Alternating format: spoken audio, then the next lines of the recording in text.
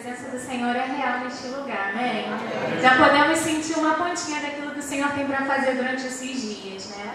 Agora chegou o momento de nós ouvirmos a psicóloga, a doutora Elizabeth Pimentel, ela é da igreja Rio. É isso? Não, seja à vontade.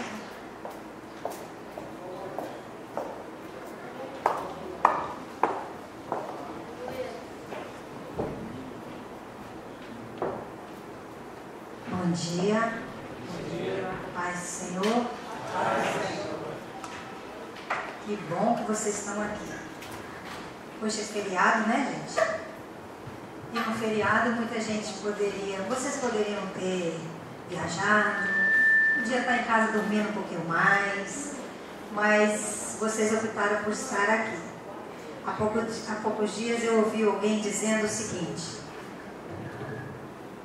fizeram uma pergunta no trabalho que eu participei.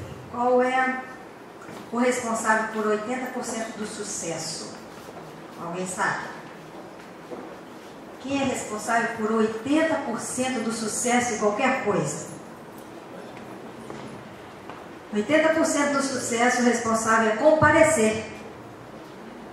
Comparecer.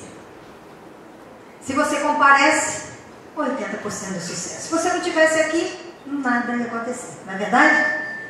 Os outros 20% ficam por conta do nosso coração aberto e a nossa disposição de fazer aquilo que Deus está propondo. Amém? Então, eu não só agradeço a presença de vocês aqui em nome da igreja, como eu quero dar os parabéns a vocês, porque vocês se dispuseram a sair de casa, a perder um pouquinho de sono hoje, não é? A deixar de fazer outras coisas, mas você optou por estar aqui hoje. Parabéns por você ter escolhido o melhor lugar do mundo para você estar nesta manhã. Amém? Agora, eu queria fazer um pedido para você. Tem aqui um cara aqui muito bacana que vai filmar esse tempo da gente aqui, e essa ministração vai viajar para o mundo inteiro, certo? Então eu queria que ficasse bem bonito. Aí eu queria que você viesse mais para frente, porque ele vai pegar assim a igreja um pouquinho juntinha, todo mundo junto aqui, não vai ficar tão espalhadinho. Aí você vai colaborar para uma visão assim bem bacana. Você que está lá atrás pode vir mais para frente, por favor? Aí a igreja de vocês vai ficar muito linda, o mundo inteiro vai ver essa igreja bem bacana, esse povo todinho juntinho aqui, e vai ficar muito mais interessante. Muito obrigada por ter atendido. Essa camisa linda que vocês fizeram, muito bonito, quero uma de presente, tá, gente? Linda, bacana mesmo. Antes de começar a palavra, deixa eu te apresentar aqui. Ali fora tem um material, são 14 DVDs em palestras, são ministrações que falam de todas as áreas. Eu sou psicóloga, eu sou pastora também, mas sou psicóloga há 30 anos. E Deus me deu um ministério, que é tratar da alma, né? Depois que me converti, eu fui psicóloga sem Jesus, né? Um bom tempo, depois eu me converti há 20 e poucos anos atrás, e aí eu passei a ser psicóloga com Jesus, fez uma diferença enorme, né?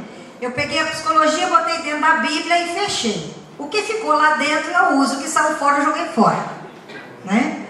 Então Deus me deu um ministério para tratar da alma, aproveitando todos os recursos que eu aprendi da psicologia, que combina com a psicologia do Espírito Santo de Deus, porque Jesus é o maior psicólogo que já existiu. Alguém escreveu um livro assim e é verdade, certo? Então a psicologia está dentro da Bíblia, sim. Tem algumas coisas que não, mas a maior parte dela está aqui dentro, não é? Porque Deus é profundo conhecedor da nossa alma. E Ele sabe como fazer para que a gente possa se relacionar melhor e que a gente possa ser curado. Então vamos usar os instrumentos que Ele mesmo nos deu, certo? Então tudo que vai ser ministrado aqui e que eu ministro nessas 14 mensagens que estão ali é sobre relacionamento, sobre perdão, sobre autoestima, sobre vários temas para tratar de você. Na verdade, todos nós aqui precisaríamos estar dentro num consultório de um psicólogo. Tem gente que fala que psicólogo é para doido. Não é não, querido, é para mim, para você, para todos nós, certo? Psicólogo é para todos nós, porque é preciso algumas vezes que a gente tenha alguém com uma visão mais ampla para enxergar aquilo que a gente vê pequeno. Eu não consigo ver o meu próprio rosto, a não ser que eu olhe no espelho, não é assim? A gente não consegue ver coisas da gente mesmo, que às vezes uma outra pessoa que conhece aqueles caminhos consegue enxergar. Então todos nós teríamos grandes avanços na nossa vida se a gente estivesse num consultório. Mas eu sei que nem todo mundo tem condição de estar, por um motivo ou por outro. Então, eu lancei esse livro, Revendo Caminhos. Esse livro é um consultório. Aqui você vai descobrir e se identificar com uma caminhada dentro do seu interior, lá na divisão da alma e do espírito, para entender por que você é a pessoa que você é hoje. Por que você reage emocionalmente do jeito que você reage hoje? Por que você age com seus filhos? Por que você age com o seu trabalho, com dinheiro, com relacionamento conjugal? Por que as suas emoções se manifestam do jeito que manifestam? Você pensa que você é assim mesmo? Não, você é muito melhor do que é. Nós somos muito melhores do que temos sido. Muito melhor.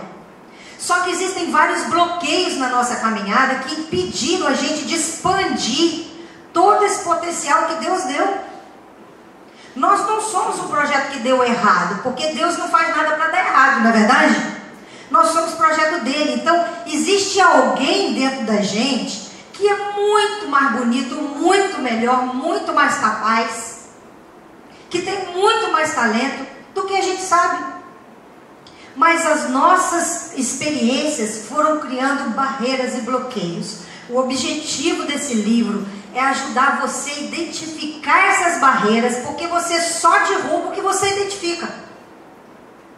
Não adianta a gente falar para Deus assim: Senhor, me transforma numa nova pessoa. Em quê?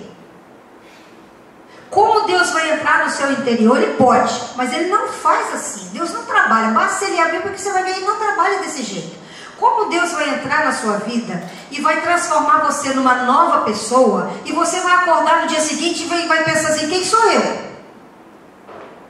Você não sabe quem é você. Deus só transforma a gente a partir da consciência. Você vai identificando uma questão emocional sua, você vai identificando uma reação sua que às vezes você não gosta, Ele vai mostrando por que você reage daquela forma, aí Ele vai trabalhando à medida que você vai reconhecendo. Quem está me entendendo aqui? Poucos? Tem gente que não está, não?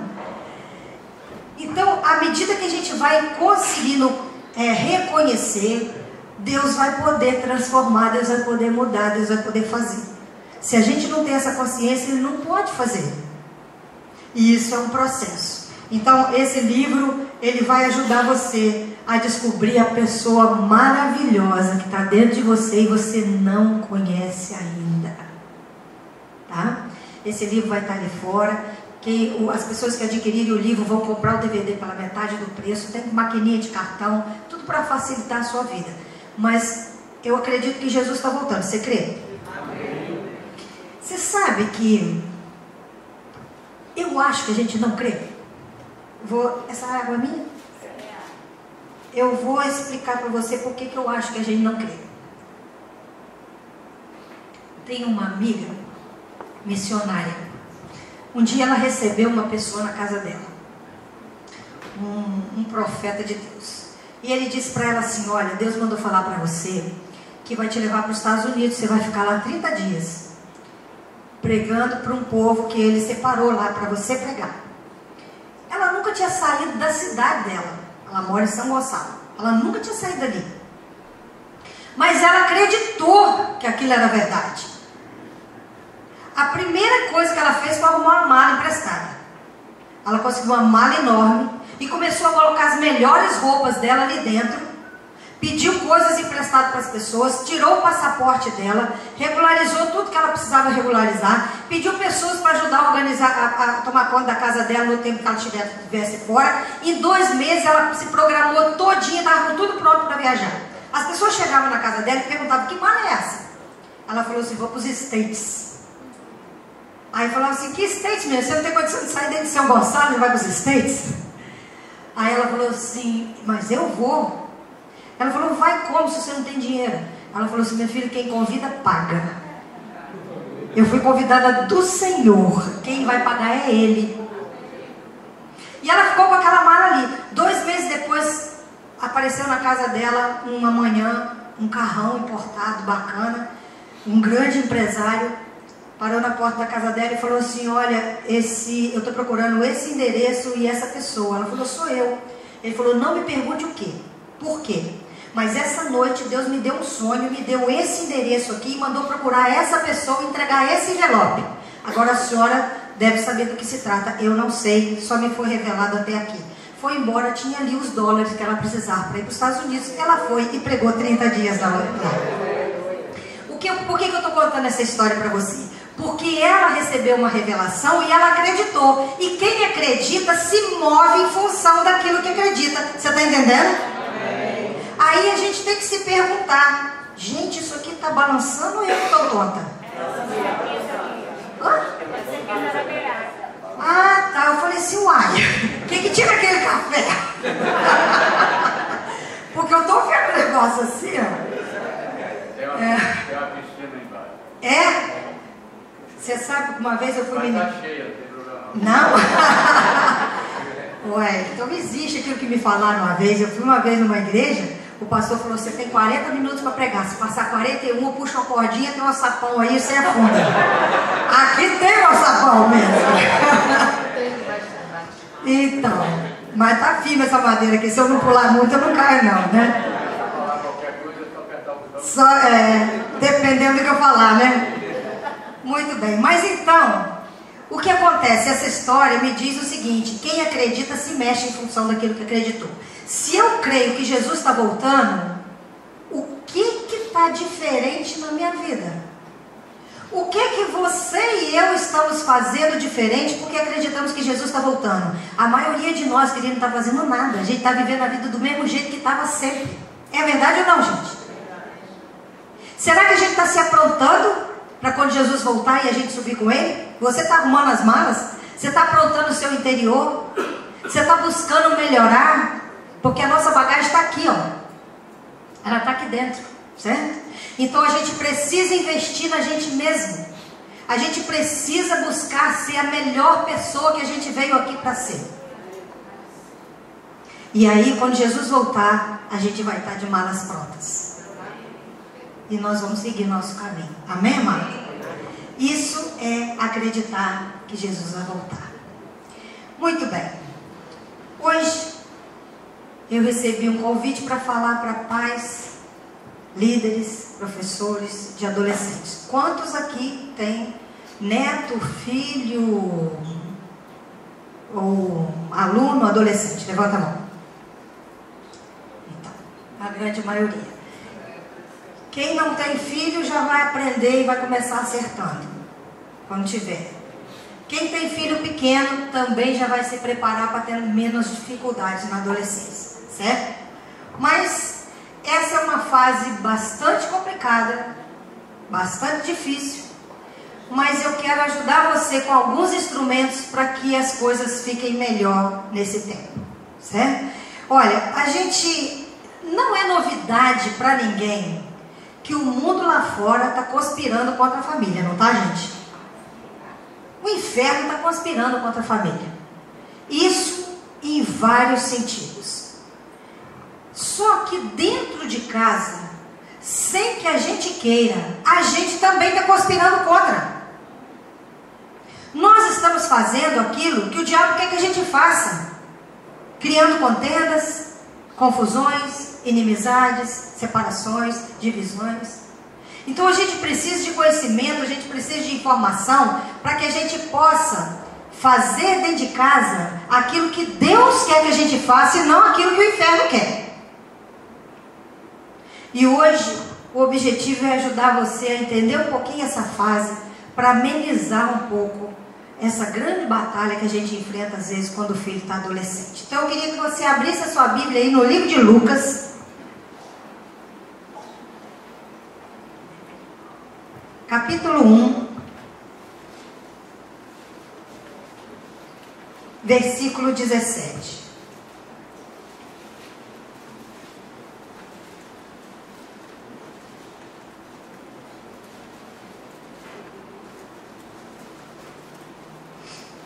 Quem for encontrando, diga amém.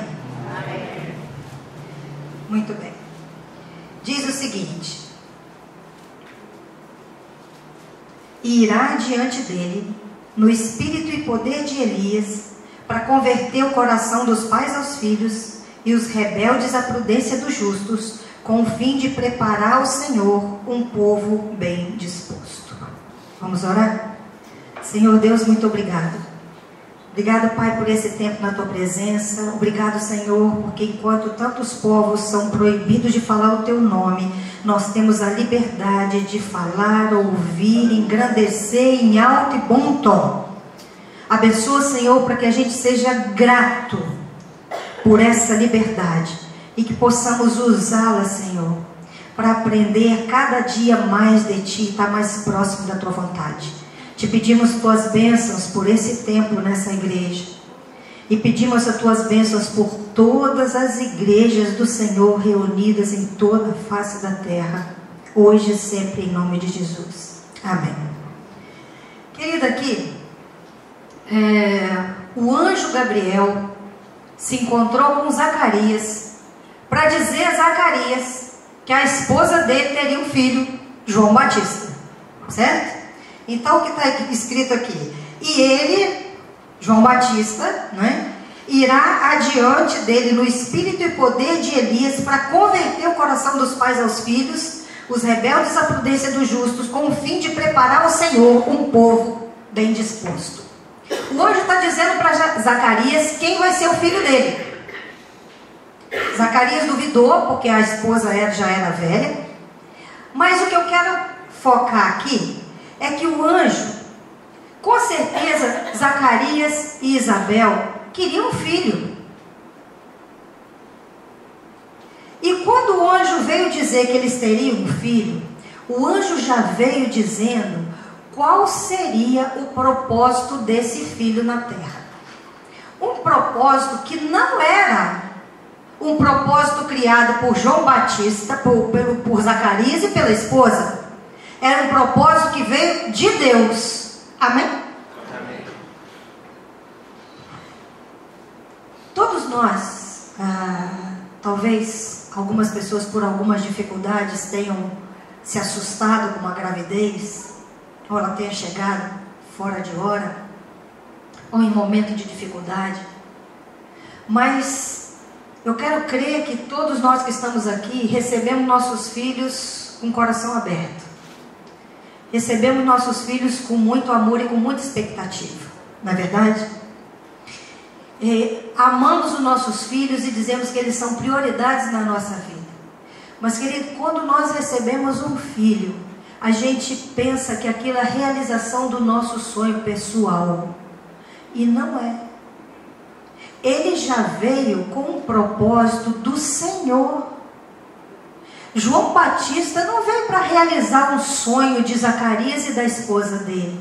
Zacarias e a esposa cuidaram de alguém que veio por um propósito de Deus. E é isso que a gente precisa entender. Nós cuidamos de pessoas que não são nossos sonhos realizados, não.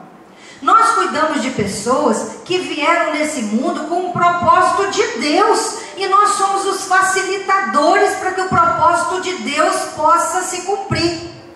Amém? Amém. Então isso traz para nós uma grande responsabilidade. Eu não posso cuidar, e nem você, nós não podemos cuidar dos nossos filhos do jeito que a gente acha que deve. A gente tem que procurar saber qual é a melhor maneira de cuidar deles, porque senão a gente vai estar dificultando o propósito de Deus na vida deles. E às vezes a gente deixa para lá, a gente vai deixando criar sozinho. Você acha que dá comida, casa, estudo, e vai deixando, porque é seu, você faz o que você quiser. Não é seu, querido. Não é seu. Ele é de Deus. Tem algo para ele fazer aqui nesse mundo. E a gente precisa facilitar isso. Caso contrário, nós estamos aqui dentro da igreja, buscando a palavra de Deus, mas estamos atrapalhando a promessa e o plano de Deus na vida dos nossos filhos. Hoje eu quero falar mais especificamente sobre a adolescência, porque a adolescência é uma fase complicada e nessa fase há muita separação de pais e filhos e muita confusão, porque é um momento de grande mudança. A adolescência é aquela fase que fica entre a infância e a fase adulta, né? Que de maneira geral, pela Organização Mundial de Saúde, vai de 10 até 20 anos. O que não significa que seja tão taxativo assim, porque eu conheço adolescente de 40 anos, viu, gente? Eu conheço adolescente que tem 40 anos, e com o pai e a mãe ainda são rebeldes até hoje, né? Mas, segundo o Estatuto da Criança e do Adolescente aqui no nosso país, ele vai de 12 a 18. Esse é um período de transformação, esse é um período de mudança radical.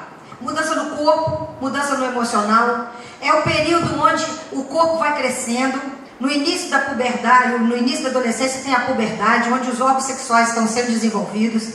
A criança que tinha aquele corpo que ela nem prestava atenção, começa a prestar atenção no corpo dela, porque tem um monte de coisa acontecendo. Ela está crescendo e o corpo não está pedindo licença para crescer. Eu conheço adolescentes que andam curvados, porque cresceram demais, eles ficam tentando se esconder. Ficam com problema de coluna porque eles se encurvam. Porque eles ficam assustados com o que o corpo está fazendo. Aí é um momento que tem acne, espinha, os hormônios estão a 1000 por hora dentro deles. É um momento onde as emoções estão flutuantes, querido. Uma hora ele está muito animado, outra hora ele está desanimado, uma hora ele está super feliz, outra hora ele está triste, uma hora ele quer fazer um monte de coisa, outra hora dá uma preguiça danada, não é não? Uma hora ele está simpático, outra hora está carrancudo, está amargo. Vocês reconhecem essas características, gente? Aí você fala assim, gente, eu acordei com um menino, então ele dormir com outro, né? De manhã ele está no jeito, de noite ele está no outro, e você fica desnorteado, você não sabe o que fazer. Parece um ET dentro de casa, não é?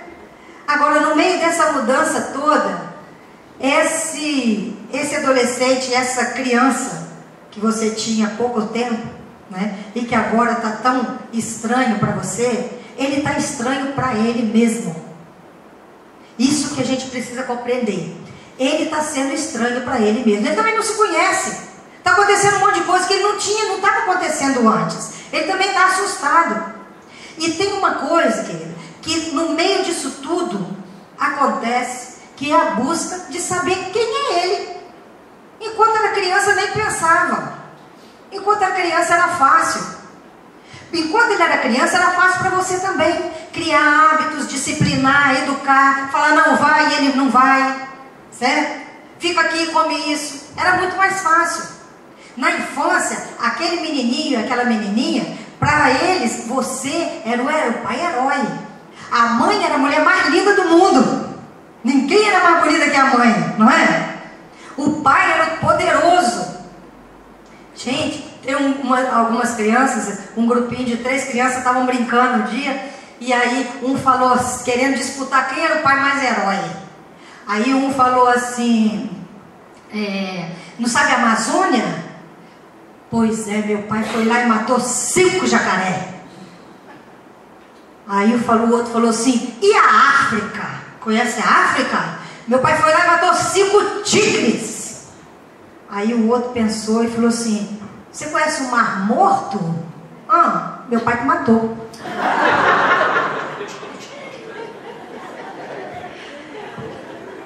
Então, para a criança, querido, você é o herói dela, entendeu? Ela vai disputar com todo mundo, porque você é o mais legal do mundo, você é a mãe mais legal que tem, né? Agora, na adolescência a coisa muda um pouco, querido. Porque aí ele começa a bater de frente com você. Aí ele começa a contrariar, nada que você fala dá certo, né? O pai que sabia tudo agora não sabe nada. A mãe, que era a mais linda do mundo, se você agarrar ele na rua, ele vai ficar com vergonha de você. Não é assim? Aí você começa a ficar mais aborrecido. Esse é o momento, queridos, da busca da identidade. Esse é o momento onde o adolescente está querendo saber quem é ele. Ele está querendo construir a identidade dele. Ele não quer ser mais o filho do fulano. Ele não quer mais ser a filha da fulana. Ele quer saber quem ele é. Então, como ele não sabe quem ele tem que ficar se afirmando em coisas. Não tem aquele adolescente metido a saber de tudo? Ele não sabe de nada, querido, mas ele tem que se afirmar em alguma coisa para acreditar que sabe, porque é desesperador você não saber quem você é. Aí ele fica testando, confrontando, para ver se ele se afirma em alguma situação. Ele quer uma vida própria. E aí, ele fica buscando controle. Quer controle do dinheiro, quer controle da hora de sair, quer controle da hora de chegar, né? Alguém diz que o adolescente é como alguém que precisa de um empréstimo, mas quer ser independente financeiramente. Ele precisa de você, ele sabe que precisa, mas ele não quer precisar, ele quer bancar aquele que não precisa de você. Aí ele fica o cara teimoso, né? Que contradiz, que quer o controle de tudo, aquele que te provoca. Ele é um santo na rua, né? Ele é simpático para todo mundo na rua. Aí sua amiga fala com você assim: mas que benção o seu filho, gente, mas ele é tão calminho. Aí você fala assim: quem? Você está enganada. Não, ele teve lá em casa, mas que educação. Mas lá em casa é uma topeira, né? Mas para os outros lá fora, ele é um doce, é um encanto de menino e de menina. Mas com você ele vai enfrentar, ele vai confrontar. Por que ele vai confrontar com você? Porque dentro de casa é o lugar mais seguro que tem para ele exercitar e buscar quem ele é. Está entendendo? Lá na rua ele não pode, senão ele vai ser rejeitado, senão ele vai ser, né? Ele tem que fazer isso dentro de casa. É ali que é o ambiente seguro dele. Então é ali que ele pode ficar experimentando para descobrir quem ele é. Aí a gente fica meio aborrecido com isso. Uma coisa que aborrece, ele vai se afastando de você.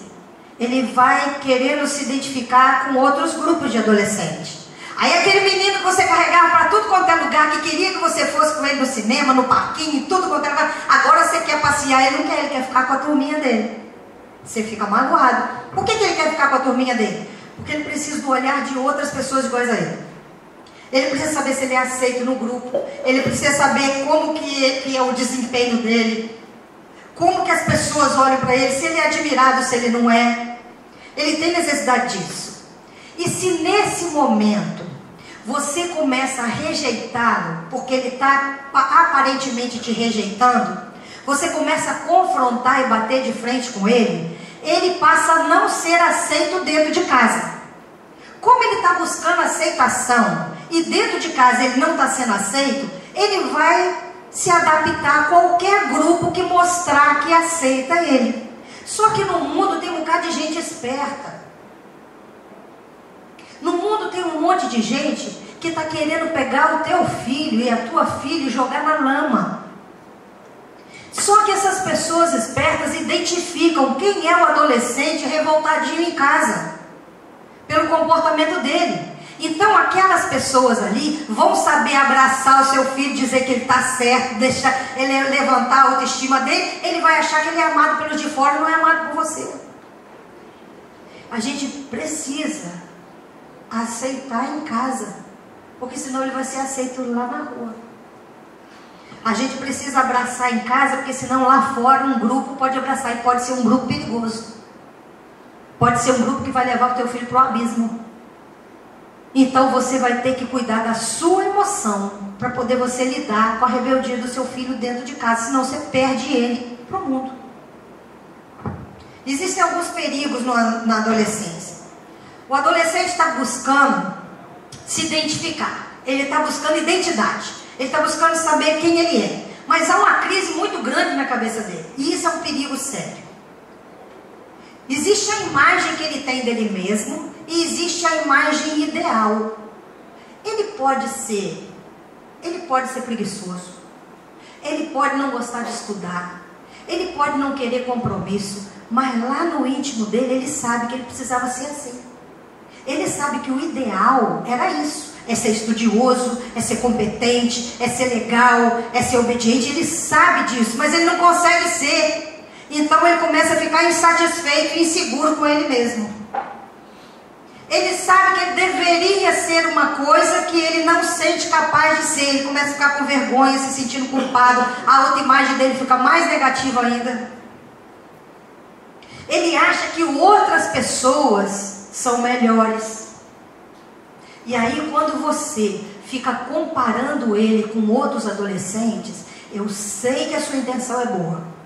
Eu sei que quando você faz comparação, tá vendo o filho de fulana lá? Passou no vestibular. Tá vendo o outro? Já está trabalhando. Tá vendo o outro? É comportadinho. Quando você faz isso, você distancia mais ainda a imagem que ele tem dele daquela imagem ideal. Aí você faz ele sentir mais diferente ainda. Você faz ele se sentir pior ainda. Você faz ele, você afirma para ele, ó, você está lá embaixo, o outro está lá em cima. Aí você gera nele mais insatisfação, mais culpa, né? Mais insegurança, mais complexo de inferioridade. Você está jogando seu filho para baixo. Quantos querem filhos vencedores aqui, querido? Levanta a mão. Pois é. Mas às vezes você quer ele vencendo, mas você critica e joga ele para baixo. Quer que ele seja um vencedor, você precisa aceitar e você precisa intensificar, você precisa ajudar ele a se sentir importante. E não ficar confirmando os defeitos dele. A autoimagem é uma coisa que ele busca e essa autoimagem cria uma série de dificuldades. Às vezes o adolescente se vê inteligente. Às vezes acontece o contrário. Às vezes ele acha que ele tem talento, ele se vê como uma pessoa importante, ele reconhece as capacidades que ele tem, mas você não reconhece.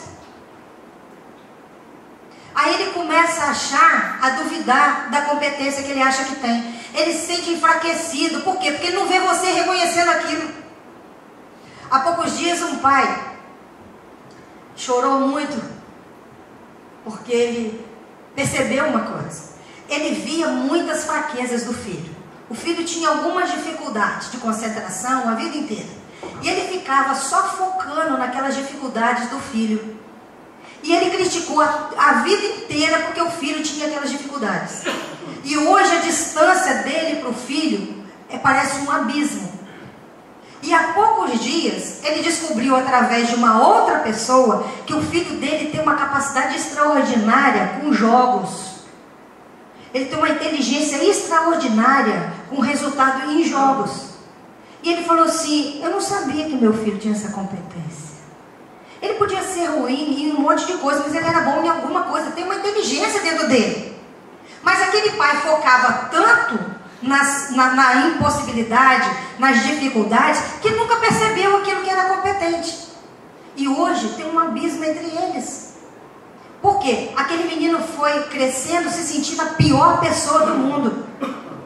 Hoje ele quer ficar distante do pai. Por quê? Porque a imagem que o pai dele tem, dele mesmo, foi tão negativa, que quando ele está perto do pai, ele se sente mal com ele. Ele se sente incompetente, ele se sente um fracasso. Então ele quer ficar distante daquela pessoa que cria nele uma imagem ruim dele mesmo. Ele se sente insatisfeito quando está perto do pai.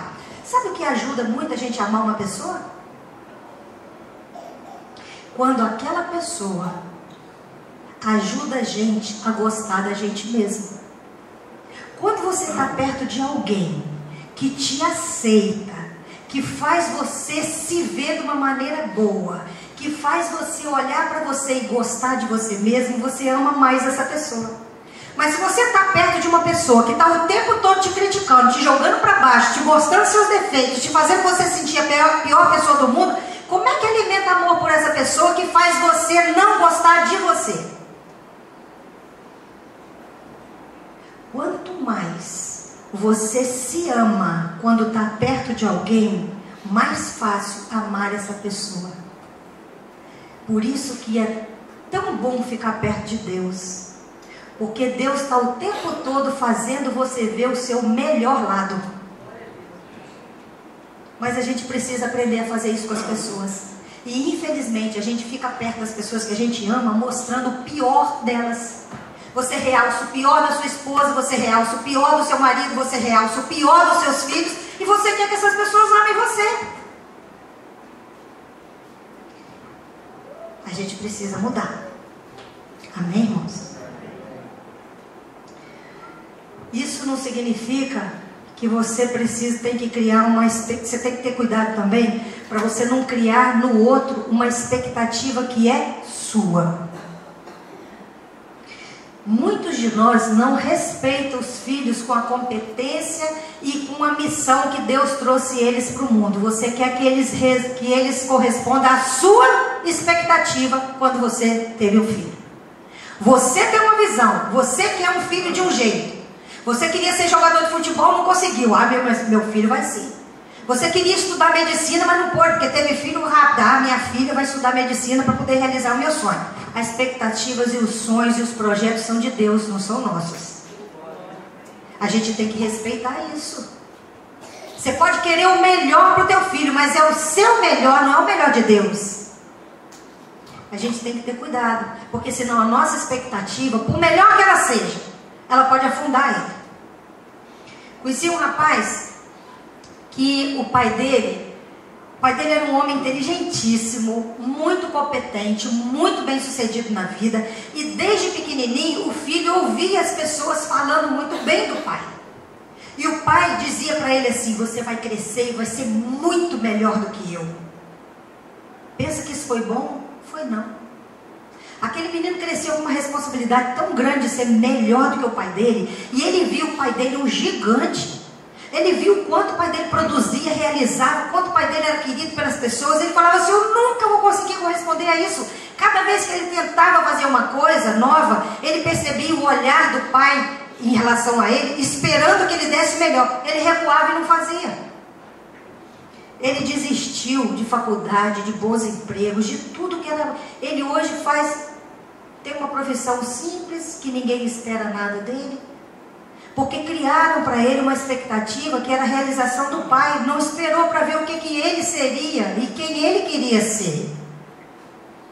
Nós estamos entendendo aqui, irmãos? Isso é uma coisa séria. Porque isso pode gerar muito estresse numa pessoa. Um adolescente, a adolescência é uma fase que pode gerar muita crise. E pode gerar muito estresse. Esse estresse de ser aquilo que o outro quer que você seja, o estresse de ser aceito lá fora no grupo, o estresse de não saber quem é, essa confusão de identidade, não saber o que vai acontecer na sua vida. E é nesse momento que muitos optam por drogas, marginalidade. É aí que a queda na escola acontece.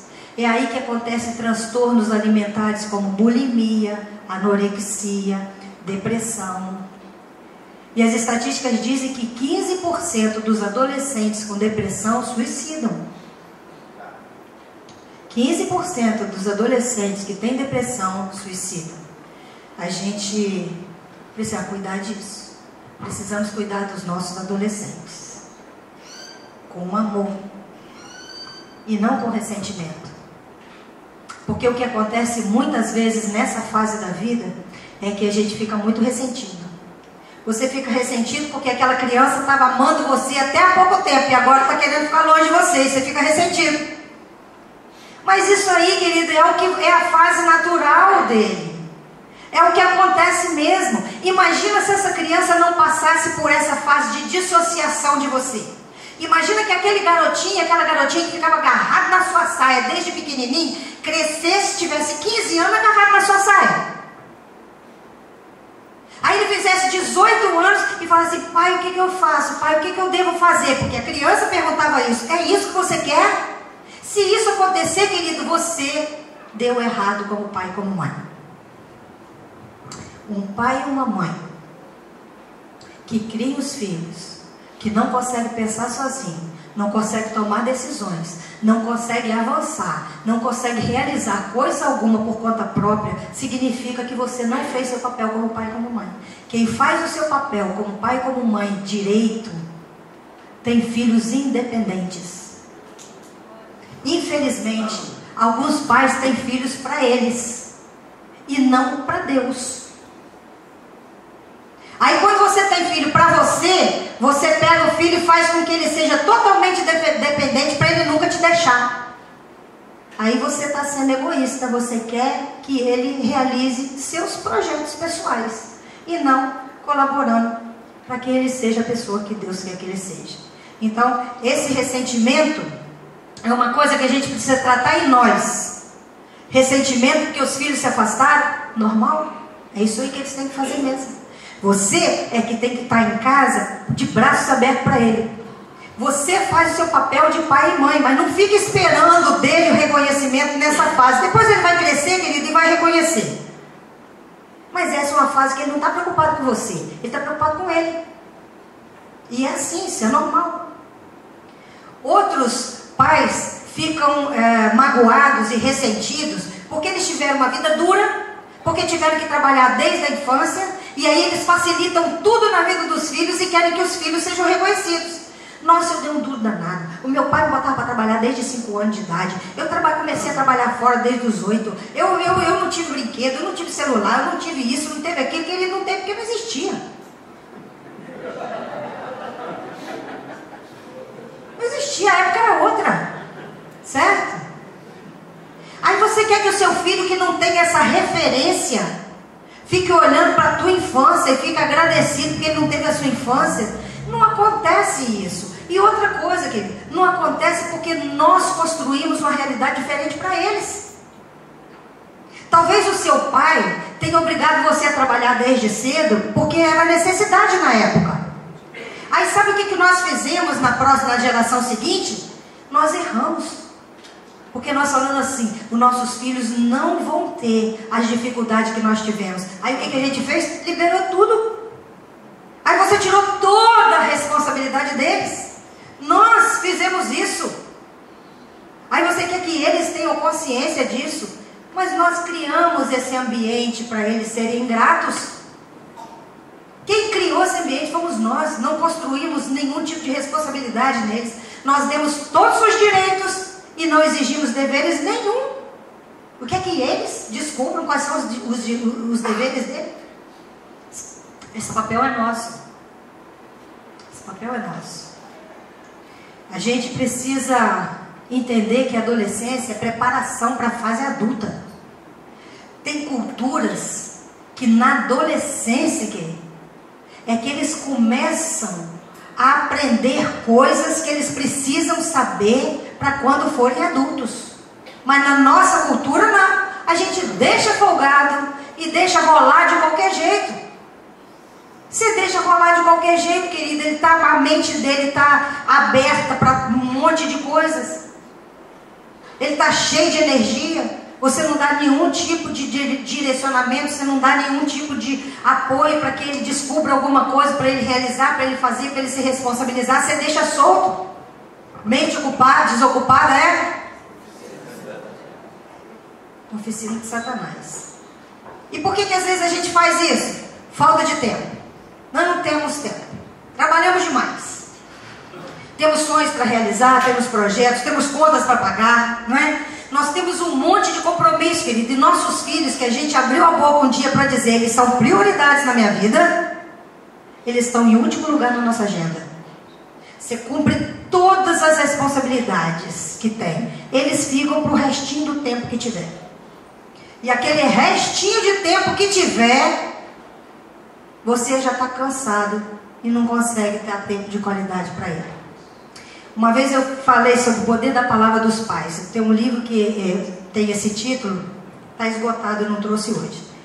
Mas eu falei isso num lugar e tinha uma executiva, uma mulher que tinha um posto assim, muito importante dentro de uma empresa. E ela ficou tão chocada porque eu estava falando sobre como a gente afeta o emocional de uma criança. Um dia ela mandou um e-mail para mim. Falou assim: Elizabeth, queria agradecer. Eu saí daquela palestra, tomei uma decisão. Eu cheguei na minha empresa e disse que eu só ia trabalhar meio expediente. Perdi uma boa parte do meu salário, mas ganhei uma parte importante dentro da minha casa. E dinheiro nenhum paga aquilo que eu consegui recuperar dentro de casa. A gente tem que saber o que é prioridade, querido. Você quer ganhar o mundo e perder teus filhos? Eu recebi um pai chorando no meu consultório, porque descobriu que o filho de 14 anos era viciado em cocaína. E ele falou assim: nunca percebi que meu filho usava droga. E eu fui descobrir que ele usa droga desde os 10 anos de idade. O que eu estava fazendo enquanto meu filho estava usando drogas? Ele falou, eu estava ganhando dinheiro. Cara, um alto empresário, cheio de dinheiro. Ele falou assim, eu devolvo tudo se eu puder ter a vida do meu filho de volta. Mas não dá para devolver mais, não dá para fazer essa troca mais. Sabe o que acontece? A gente vive nessa vida aqui como se o nosso futuro fosse aqui. A gente vive como se a gente fosse viver que nem viveu Adão, 900 e poucos anos aqui. Não tem, querido, nosso tempo aqui é curto. A gente precisa saber qual é a prioridade dessa vida aqui. Senão você vai construindo sonhos, e eu não estou dizendo para você não sonhar. Eu não estou dizendo para você rasgar os seus projetos de vida de forma alguma. Mas é preciso ter um pouco mais de equilíbrio. Porque senão você quer ganhar o mundo e perder sua família. Que graça vai ter você cheio de vitórias e solitário? Qual é a graça que tem nisso? De forma alguma, né? Eu me lembro de um sociólogo foi fazer um trabalho uma vez numa tribo de índios. E ele, para despedir, fez uma dinâmica, pegou uma cesta cheia de chocolate, botou embaixo de uma árvore, pegou os índiozinhos todos e botou em fileira assim, e falou assim, vamos fazer uma competição. Quem chegar primeiro tem aquela cesta cheia de chocolate. Aí ele deu a largada, os índiozinhos saíram, mas eles saíram de braço dado um com o outro. Aí tinha um mais lerdinho, né? Tiveram que diminuir mil passos, porque aquele era mais lerdinho, era mais novo, e foram devagarinho, sentados, dividiram. Aí o sociólogo falou assim, mas vocês não entenderam a brincadeira. Era para ver qual era o de vocês, era o mais competente, que ia chegar lá, vocês iam ganhar a cesta todinha para vocês. Aí o outro falou assim, mas que graça tem eu comer uma cesta inteira de chocolate e ver meus amigos olhando. Certo? Que graça tem, querido, você sair igual um maluco nessa vida, cheio de determinação, chegar lá na frente, cheio de poder, cheio de dinheiro, cheio de conquista, e a sua família ficou lá atrás, sozinha? Que graça tem nisso? Às vezes a gente faz isso por uma ilusão. Você faz isso, trabalha igual um maluco, porque você tem uma expectativa de dar o melhor para o teu filho. Mas o que é o melhor para o teu filho? Um pai esses dias me contou que ele ficou muito emocionado, chorou muito. Ele chegou 9 horas da noite em casa, foi para o quarto, a mulher pegou o computador dela, foi fazer o trabalho do outro dia, ele pegou o computador dele e foi organizar, né, os trabalhos dele, e o garotinho de 6 anos sentou no chão e começou a desenhar. E o menininho falava, pai, desenha comigo. Pai, desenha comigo. E ele começou a ficar nervoso. E ele falou assim, meu filho, o pai está trabalhando. E o garotinho só perguntava, falava, ô pai, vem desenhar comigo. Aí ele respirou, falou assim, antes de eu bater nele, eu vou explicar. Largou o computador e falou, meu filho, olha em volta. Tá vendo a casa que a gente tem? Tá vendo os brinquedos que você tem? Tudo isso aqui vem do dinheiro que o papai trabalha aqui nesse computador. Então você precisa deixar o papai trabalhar. Ele falou assim, eu não quero nada disso. Eu só quero que você desenhe comigo. E aí aquele pai caiu em si. Aquela casa, aqueles brinquedos, todas aquelas coisas caras, estavam no desejo do pai, não estava no desejo do filho. Olha para o teu filho e vê se você descobre qual é o desejo dele, querido. Porque se você não fizer isso, ele vai crescer e não vai ser seu amigo. Eu conheço uma pessoa que teve 9 irmãos. Eram muito pobres, muito pobres. E ela falou, passamos a infância inteira sem saber que a gente era pobre. Falou, a gente não tinha brinquedo, a gente não tinha roupas bacanas, a gente não tinha nada. Mas o meu pai saía de casa às 5 da manhã, chegava às 7 da noite. Ele chegava morto de cansado. Meu pai chegava em casa, não falava com ninguém. Ia direto para o banheiro, ligava o chuveiro, ficava meia hora sentado no chão, deixando a água cair, até ele relaxar. Meia hora depois, ele saía do banheiro, mudava a roupa, sentava no chão da sala e falava com as crianças assim, papai acabou de chegar, pode vir. Brincava até 10 horas da noite. Ela disse, a gente tinha uma infância tão feliz que a gente não sabia que era pobre. E aí a gente fica se matando para dar o melhor para os filhos, enquanto o melhor não custa dinheiro nenhum. Só custa amor, disponibilidade. E se você não faz isso, teu filho vai procurar um jeito de ser amado. Tem criança que só tem atenção dos pais quando está doente.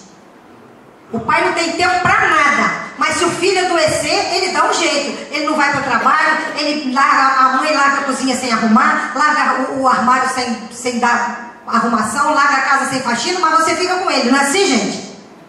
Essa criança, quando estiver carente, vai fazer o quê? Vai adoecer.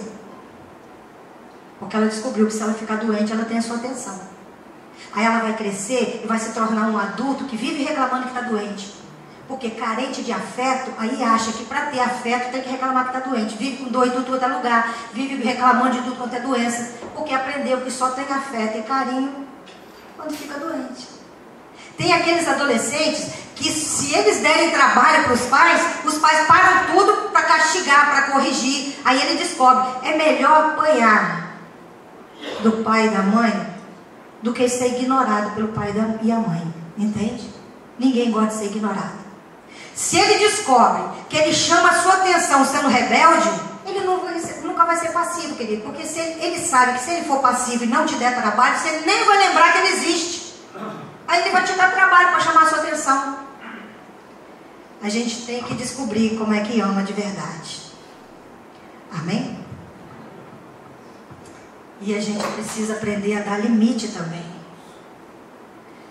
Dar limite, a gente pensa que tem que deixar o adolescente seguir do jeito que ele quer. Aí ele descobre. Não descobre não, querido.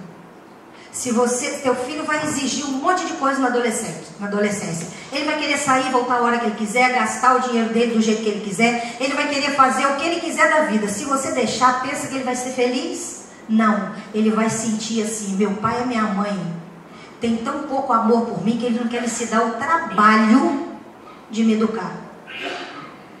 Fiz um trabalho uma vez com os adolescentes e pedi para eles, dei uma folha de papel bem grande, um monte de canetinha, e pedi para que eles mostrassem para mim, escrevessem o que era bom e o que era ruim na casa deles. O que era positivo e o que era negativo. Qual parte do papel que vocês acham que tinha mais coisa escrita?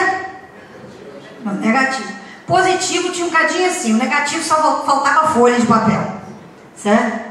De tantas coisas que eles exigiam. Eu queria menos controle com dinheiro, eu queria menos controle em relação aos meus amigos, queria menos controle com isso, eles queriam menos controle com um monte de coisa.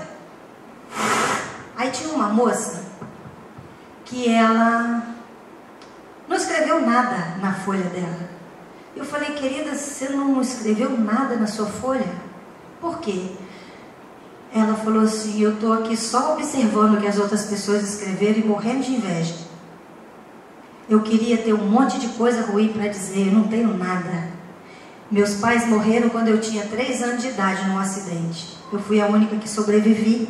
Fui criada por uns tios que eles sempre me deixaram fazer o que eu quisesse na vida. Saí com quem eu quisesse, saí com quem eu queria, namorei quem eu quis, estudei se eu quisesse, se eu tivesse vontade de estudar. Nunca ninguém perguntou onde é que eu fui, que horas que eu vou voltar. Ninguém pediu meu boletim da escola. E eu me senti só a vida inteira.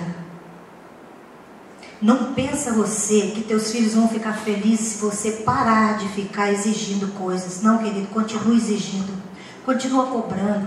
Continua falando. Eles vão reclamar, o papel deles reclamarem, mas quando eles se tornarem adultos, eles vão olhar para trás e falar assim, graças a Deus que minha mãe e meu pai cobrou de mim, agora eu sou um homem de verdade. Eu conheci um grande empresário que tinha 32 anos, e aí eu perguntei para ele, como é que você conseguiu ter tanta coisa com tão pouco tempo? Ele falou, graças à minha mãe, que ela não perdia tempo, não economizava tempo comigo. Ela ficava ali, ó. Eu dei trabalho pra caramba, mas minha mãe não desistiu de mim. Enquanto eu não entrei na linha, ela não sossegou. E hoje eu sou um homem de bem por causa disso.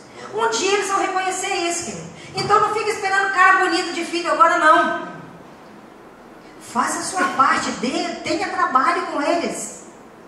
Tem gente que não quer ter trabalho com filho, não quer dar limite, porque dar limite dá trabalho e você quer ser o bonzinho. Tem pai e mãe que quer ser o bonzinho, quer ser o legal com o filho. Aí, na hora de educar, um educa, o outro tira. Tem sempre um que é muito legal e o outro é aquele que quer corrigir. Aí alguém quer ser legal e tira o filho do castigo, ou porque a mãe, ou porque o pai colocou, você quer ser o bonzinho.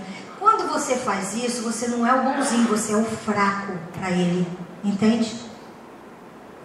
Toda criança que consegue, criança e adolescente, que consegue controlar pai e mãe, ela se sente sozinha. Porque ela acha que ela é mais forte que o pai e que a mãe. Pensa se uma criança se sente segura sabendo que o pai e a mãe é mais fraco que ela. Nunca. Ela vai se sentir insegura a vida inteira, porque ela sabe que não tem ninguém por ela, porque você é mais fraco que ela. Ela precisa saber que você é mais forte para ela se sentir segura. Uma mãe chegou desesperada no meu consultório falando assim: Elizabeth, minha filha de 15 anos me bateu, me jogou no chão e me deu uma surra. Para chegar a isso, querida, essa mãe foi fraca a vida inteira para ela ter perdido o respeito da filha, não foi? Aí eu percebi a fraqueza dela, falei assim: nossa, até reestruturar essa mãe, essa filha vai fazer uma miséria. Aí eu apelei para o pai. Eu falei assim: e o seu marido, o que fez nessa situação? Aí ele chegou, achou que ela estava muito nervosa, levou ela para a cozinha e deu água com açúcar para ela. Falei: vai bater nele também.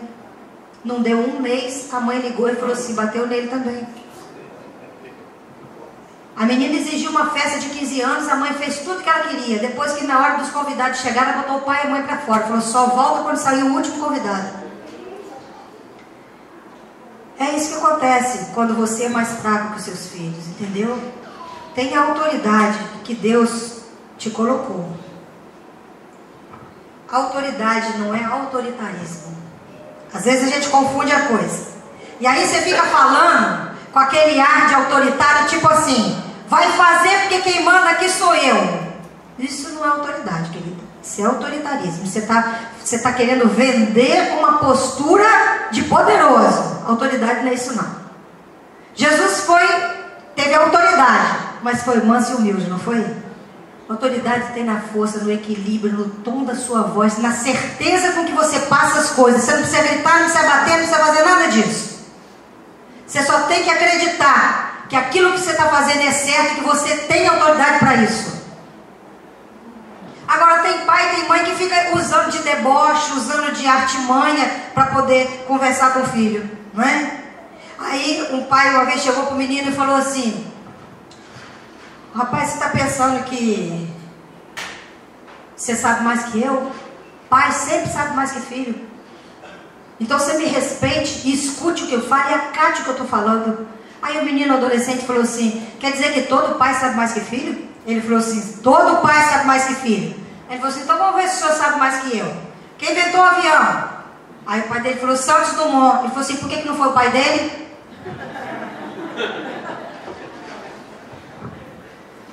Não brinca não, né, gente? Então, a gente às vezes usa de deboche, usa de algumas artimanhas, né? Usa de chantagem, né? Você não tem autoridade para falar pro teu filho a hora que chega, aí você fala assim: aquela mãe, né, que fica acordada a noite inteira com aquela camisola horrorosa, que a orelha já está até aqui embaixo. Aí o menino chega e ela fala assim: meu filho, um dia você vai encontrar a mamãe infartada nessa sala. Vai passando os meses, você não infarta, querido, ele vai largando para lá, entendeu? Ou você infarta logo, certo? Ou não fica ameaçando que vai infartar, né? E teu outro pai falou com o menino assim: lá que você é preguiçoso, rapaz. Você sabe o que Abraão Lincoln fazia na sua idade? A garota falou assim: na minha idade eu não sei não, pai, mas na sua idade ele era presidente dos Estados Unidos, né? Então não vamos fazer chantagem e nem deboche. Reconheça, não irrite. A Bíblia fala: não desperte a ira do teu filho, né? Às vezes a gente fica espetando uma criança e um adolescente e provocando a ira dele. Você podia usar de sabedoria e construir um ambiente de paz, mas não faz isso. E às vezes seu filho está irritado, agressivo, e você olha só para o comportamento agressivo dele, mas não olha o que está por trás do comportamento agressivo dele. Um menino uma vez chegou em casa irado, um adolescente. Já chegou, a mãe viu, ele estava chegando, batendo pé firme no chão. Falou: o que houve, menino? Vem aqui falar comigo. E o menino não deu bola para ela, passou no quarto, pá, bateu a porta. Ela não perdeu tempo, pegou uma correia e entrou batendo. Deu uma surra nele. Depois que ela deu uma surra nele, ela foi descobrir. O garoto passou o ano inteiro treinando por uma luta que ele ia ter na escola. E ele perdeu. Ele estava desesperado porque tinha perdido uma luta. Se você se antecipar, querido, se a sua ira estiver em primeiro lugar, você perde a chance de se aproximar do teu filho. Era a hora que você tinha que ser amigo. Era aquela hora que você tinha a oportunidade de ser amiga. Aí você parte para a ignorância porque você desceu no nível dele. Ele chegou ignorante, você ficou ignorante também. Ele gritou, você gritou também. Fica os dois adolescentes. Alguém tem que ter maturidade em casa. Que seja nós. Amém? A gente é que precisa de ter equilíbrio, né? Outros pais perdem os filhos porque criticam demais. O menino chega para apresentar um amigo. Mal você conhece aquele amigo, você fala assim, esse garoto não presta não, viu? Esse menino não presta não. Às vezes ele se identificou, ficou com o garoto, você já parte para a ignorância, como ele gosta do amigo ou gosta da amiga, não vai te contar mais, querido. Aí você fala assim, olha, eu sou sua amiga, minha filha. Ou você fala para o seu filho, meu filho, eu sou seu amigo, você pode se abrir comigo. Aí ele se abre, você vem e critica. Pega a informação, querido, e vai devagar. Meu filho, que bom, chama seu amigo aqui para comer uma pizza. Deixa o amigo entrar na sua casa. Vai observando devagarinho e vai fazendo as coisas aos poucos. Mas você vai e bate de frente, ele vai para a rua de volta, querido. Deixa que eles sejam acolhidos dentro da sua casa. Aí você vai saber o que está acontecendo. Tenha esse trabalho dentro de casa. Às vezes a gente não quer ter esse trabalho. Você reclama porque teu filho pede uma coisa, um sanduíche para você 10 horas da noite. Poxa, eu trabalhei o dia inteiro, vou ter que fazer comigo. Por que você não pediu sanduíche antes, menino? Aproveita aquela hora do sanduíche. Faz sim, meu amor. Vem cá aqui com a mamãe enquanto a mamãe faz o sanduíche. É a hora boa para você criar um elo e conversar de alguma coisa. Mas a gente critica. A sua filha chegou e achou um gatinho na rua. Trouxe o gatinho para dentro de casa. Você tá doida que eu vou botar mais um gato dentro de casa? Leva esse gato para a rua, menina. Você tá pensando que eu vou alimentar mais um? Você já vai criticando. Olha pelo afeto dela. Ela ficou com pena de um animal e levou para casa. Reconheça o lado afetivo da sua filha. Filha, mãe reconhece você. Protege os animais. Fala alguma coisa boa. Reconhece. Você não pode ficar com gato, não tem problema. Fala, filha, olha só. A gente não pode ficar com gatinho, mas a gente vai arrumar um abrigo para ele. E vai junto com ela. Vamos procurar nós duas alguém que possa ficar com esse gato? Vamos procurar nós duas um abrigo para gato? Ela viu que você entende ela. Ela sentiu que tem alguma coisa em comum entre vocês. Alguém está entendendo aqui o que eu estou falando, gente?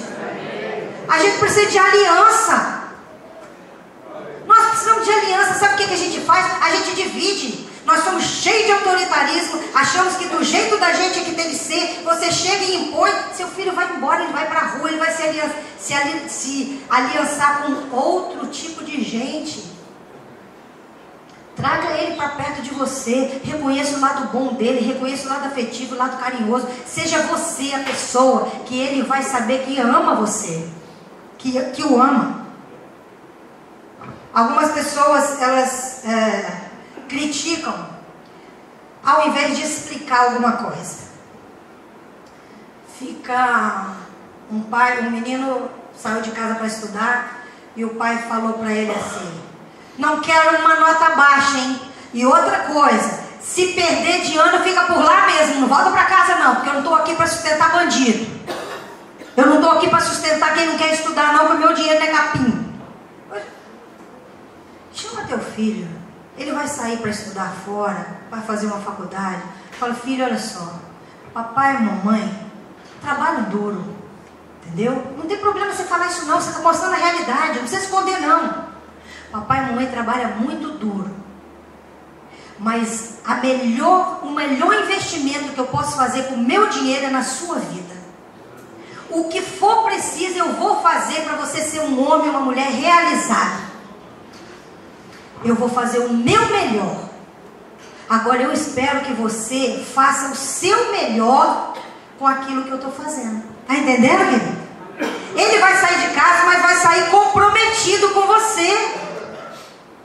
Mas você fala que o seu dinheiro não é capim. Se ele não passar, ele não volta. Um cara saiu, um menino de 17 anos saiu para estudar e ele era desse jeito. O pai era desse jeito. Fez aquele escândalo. Vai embora, não vai fazer malandragem não, tá? Não vai viver que nem malandro na rua não, hein? Porque eu não te dou mais nenhum centavo se você não passar nesse semestre. O garoto perdeu em todas as matérias porque saiu de casa e fez a mesma coisa que o pai falou para não fazer. Tá? Era o jeito que ele tinha. Confrontou, querido, ele vai pedir força com você. Seja a pessoa que quer criar aliança. Não bate de frente, não, senão ele vai medir força. Ele está fora de casa, querido, ele faz a vida dele o que ele quiser, né, não? Aí ele vai dizer, vamos ver quem manda na minha vida, se é eu ou se é você. Aí o menino saiu. O pai era aquele que dizia que o dinheiro dele não é capim. Aí o garoto saiu de casa, perdeu o semestre todinho na faculdade. E aí, mandou uma carta para o pai. Pai, senta para ler essa carta. Você e a mãe. Agora, escuta o que eu vou explicar. Houve um incêndio no meu quarto, no alojamento. E deu um prejuízo enorme. Queimou tudo. E eu bebi, fumei, não percebi, queimei a cortina do quarto, incendiou o quarto todo. Como eu sou responsável pelo incêndio, você vai ter que pagar a conta. Outra coisa, eu estava bêbado, não percebi, desesperei quando eu vi aquele fogaréu todo, pulei pela janela. Esqueci que eu estava no segundo andar, me quebrei todo lá embaixo. Fiquei internado 1 mês, não queria falar com o senhor, mas estou de cadeira de roda, fiquei paralítico, da cintura para baixo. E outra coisa, enquanto eu estava no hospital, me apaixonei pela enfermeira. E ela está indo embora comigo para casa. Eu não posso estudar mais, não posso trabalhar. Eu vou me casar com ela. E fala com a mãe que a mãe vai se dar muito bem com ela, que ela tem quase a idade da minha mãe. E o senhor vai ter que tratar de nós dois, de mim e dela, porque ela também vai ter que parar de trabalhar, que ela vai cuidar só de mim. E a gente está pensando em ter um filho, que tem que ser agora, sabe por quê? Porque ela vai fazer 40 anos, depois vai ficar mais difícil. O senhor vai ter que cuidar do nosso filho também. Aí depois que ele escreveu tudo, ele falou assim, aí pai, o senhor está bem, está respirando, está normal, não infartou não? Agora esquece tudo, que é tudo mentira. Não tem incêndio, eu estou ótimo, estou de pé, estou bem, estou cheio de saúde, não namorei enfermeira nenhuma, estou sozinho. A única coisa que aconteceu é que eu perdi em todas as matérias. Mas como o senhor pode ver, tem coisa pior na vida para acontecer.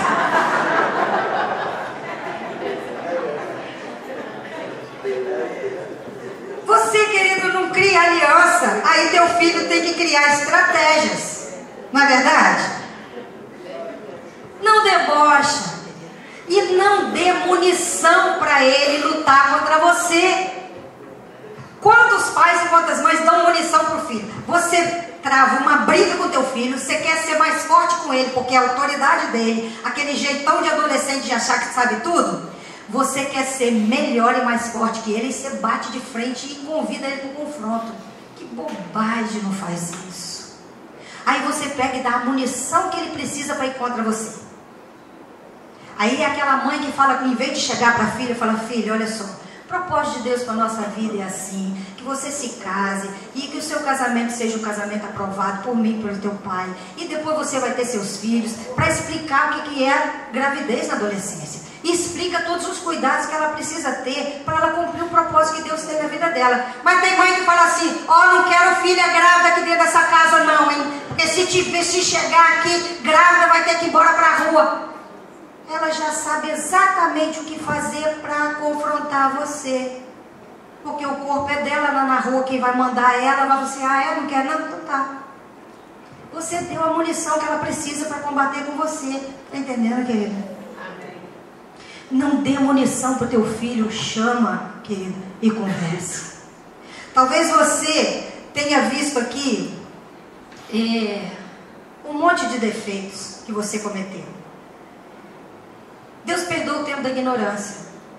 Às vezes a gente não sabe que isso tudo é um prejuízo, mas hoje você sabe. E Deus fala aqui, a quem é dado, muito será cobrado. Então daqui para frente é diferente, amém? O que você fez até hoje está apagado. Mas o que você vai fazer daqui para frente agora é responsabilidade sua, porque você agora sabe e tomou consciência, certo? Deus espera que a gente mude. E aquilo que você falou, fez, querido, e que você entendeu, que você magoou seu filho, chega em casa, chama ele para conversar. Fala, filho, filha, mamãe, papai, quero pedir perdão a você, falei uma coisa que eu não devia, descobri que eu te magoei, que eu não devia ter feito aquilo. Aí você pode pensar assim, vou ficar fraco diante do meu filho. Não, querida, aí que você vai ficar forte. Você vai ficar forte, porque pedir perdão tem que ter coragem, tá? Gente fraca esconde os erros. Gente corajosa enfrenta e resolve. Pede perdão, porque você vai ser forte diante dele. E outra coisa, você vai estar ensinando ele com o seu exemplo. Quando você errar, meu filho, peça perdão, reconheça e mude o seu caminho. Não encobre o teu erro, não. Você vai ensinar com exemplo, certo? É isso que Deus espera que a gente faça.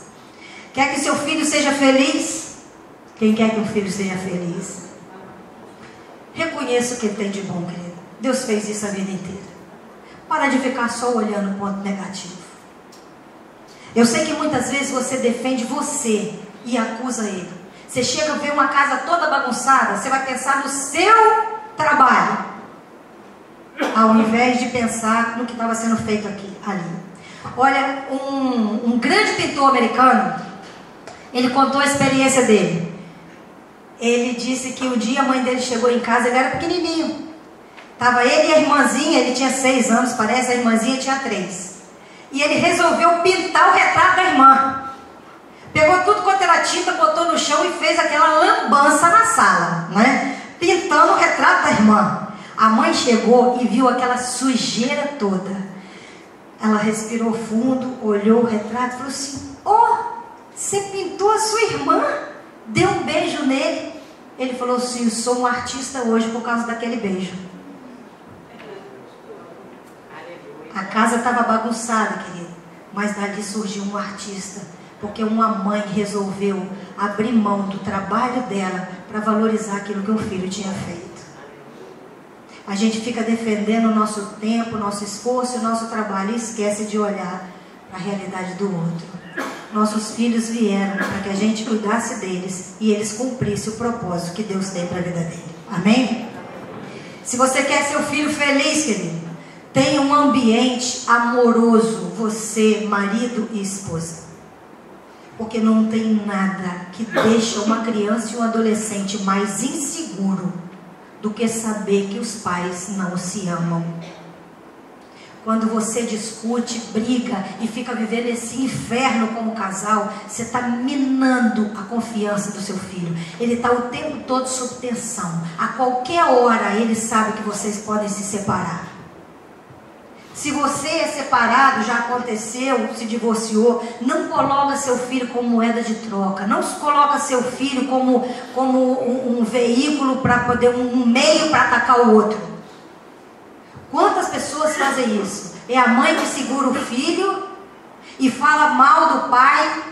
E o filho que chega lá para visitar o pai, ele fala mal da mãe. Aquela criança, aquele adolescente fica com o pai com medo de dar um vacilo e falar alguma coisa boa da mãe, porque sabe que o pai não gosta da mãe. Quando está com a mãe, ele não pode falar nada do pai, porque sabe que... É um drama, gente. A gente fala que filho é prioridade para a nossa vida, mas não é o que a gente vive, não. Estamos vivendo o contrário do que nós falamos.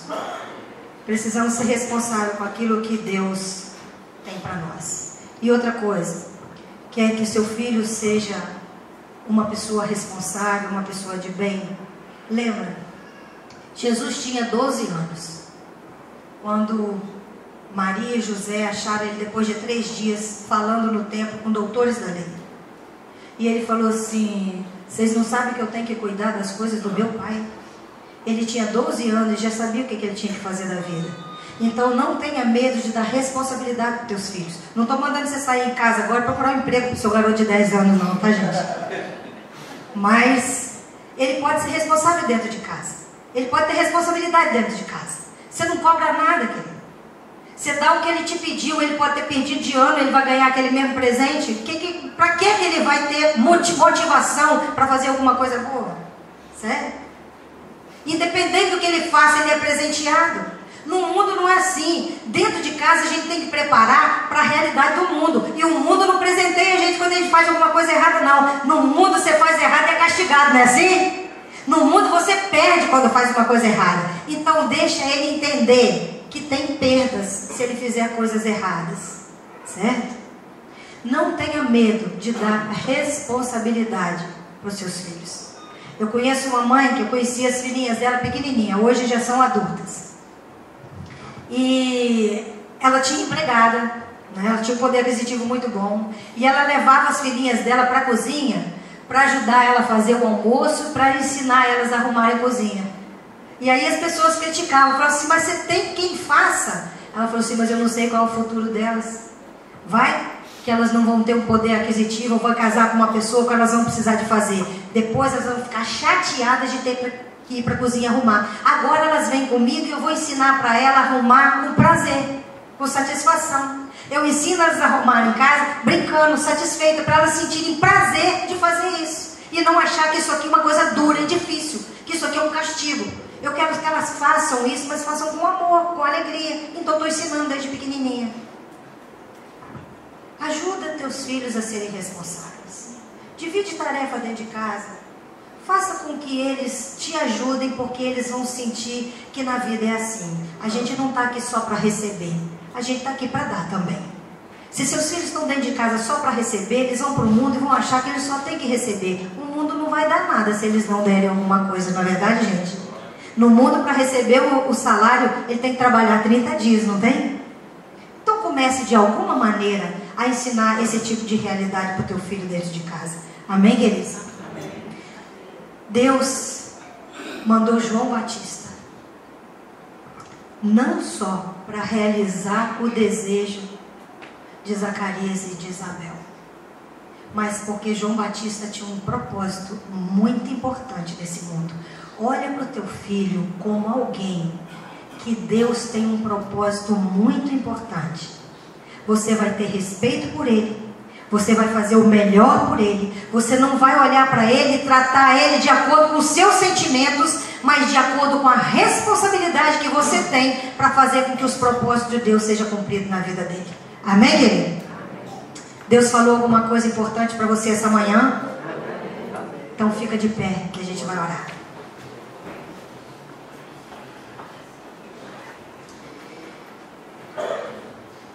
O objetivo do Senhor essa manhã não é que você saia daqui se sentindo culpado pelos seus erros, mas que você se sinta responsável por fazer melhor daqui para frente. Amém? Deus não quer culpados, Ele quer responsáveis, porque culpa faz a gente ficar acuado, responsabilidade faz a gente ser produtivo. Fecha seus olhos, coloca agora a sua casa, a sua família diante de Deus. Senhor Jesus, muito obrigado por esse tempo onde o Senhor nos ensinou a ser pais e mães melhores. Senhor, abençoe para que a gente chegue em casa e olhe para os filhos agora e veja ali alguém que o Senhor tem um propósito muito importante. O Senhor tinha um propósito importante na vida de João Batista e tem na vida dos nossos filhos. Nos faz, Senhor, facilitadores do teu projeto na vida deles. Cuida do nosso emocional, Senhor, para que possamos ser pais e mães mais equilibrados, para que a gente não atrapalhe os teus planos, mas que possamos facilitá-los. Nós te agradecemos pela missão importante que o Senhor nos deu, de cuidar dos teus filhos aqui na terra. Obrigado, Deus, porque o Senhor confiou em nós para isso.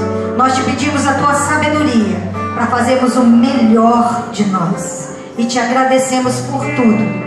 Que a graça do Senhor esteja sobre a nossa vida e a nossa casa, hoje e sempre, em nome de Jesus. Amém. Deus abençoe você, querido.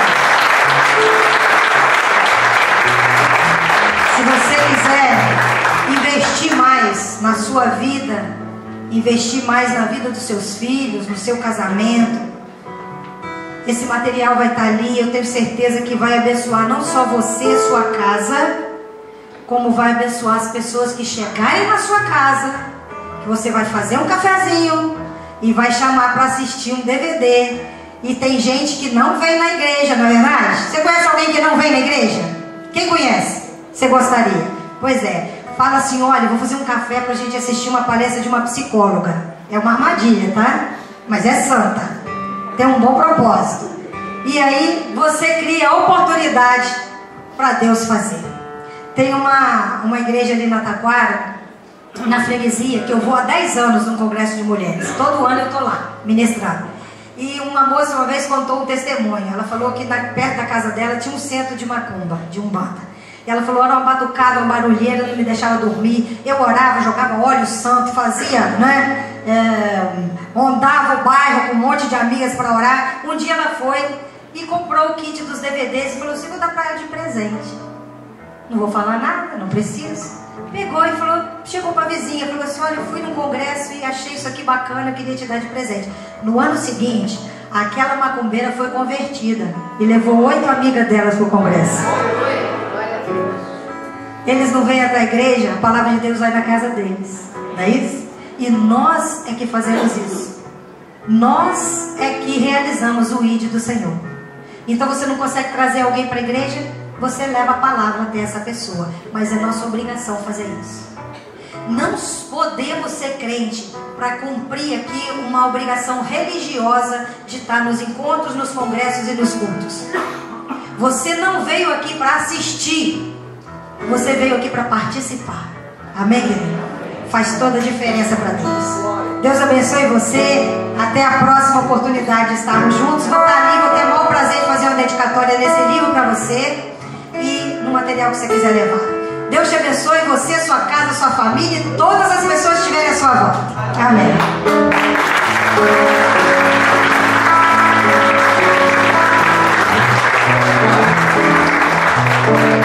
Amém. Gostaríamos de agradecer a presença da pastora. Eu creio que a reconstrução já começou, né, irmãos, nas nossas vidas, na vida dos pais. Mais tarde vai começar na vida dos adolescentes. Assim como vocês nos apoiaram agora de manhã, nós gostaríamos do apoio durante esses dias, porque serão dias de transformação, de reconstrução na vida de todos nós. Vamos passar a lembrança. A música é um pedido a uma hora.